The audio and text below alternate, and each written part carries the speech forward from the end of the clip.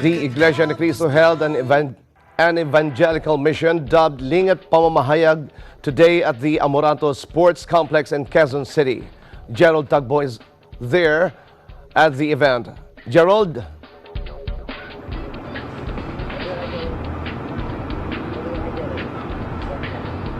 Yes, some thousands of people converge here this evening at the Amoranto Sports Complex in Quezon City for the Lingap Pamamahayag of the Iglesia Ni Cristo.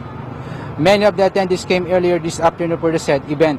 Past 5 in the afternoon when the gates of the sports complex opened. The venue can drop a needle because of the crowd that gathered here. The Lingap Pamamahayag of the Iglesia Ni Cristo conducted in the tomorrow's commemoration of the 128th birth anniversary of Brother Felix Y. Manalo, the God's last messenger in these last days.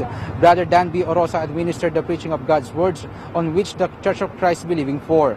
Meanwhile, moderate rain fell in the midst of the activity. But despite of that, many of the attendees stayed on their seats on the duration of the said event.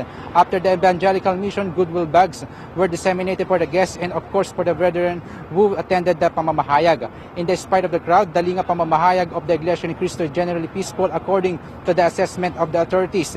Earlier, Quezon City Police District deployed around 200 policemen inside and outside of the vicinity to maintain the security of the gathering. And around 200 personnel from the Metro Manila Development Authority and Quezon City's Department of Public Order and Safety or DPOS were also present to ensure the traffic flow around the sports complex. MMDA announced earlier some roads closure that started from 6 a.m. until 10 p.m. tonight.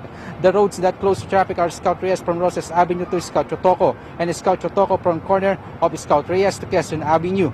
The DPOS also designated parking areas for the vehicles in some streets along Scout Chotoco from Scout Reyes to Scout Tobias, Mother Ignacia Street from Roses Avenue and Scout Fernandez, and the last is Scout Tobias from the Scout Chotoco to Scout Borromeo, while one-side parking shall be allowed along Roses Avenue from Mother Ignacia to Scout Wason. Many of the guests expressed their gratitude on the church because of the Lingap they have got tonight. They said that the goodie bag, which contains kilos of rice, noodles, and canned goods, is a big help for them on their daily needs. And based on the crowd estimate from the authorities, around 50,000 to 100,000 people came for the Lingap Pamamahayag of the Iglesia Ni Cristo. And that's the latest update here at the Amoranto Sports Complex in Quezon City. Back to you, Sam. Okay, thank you very much. Gerald Tagbo reporting live from Amoranto Stadium.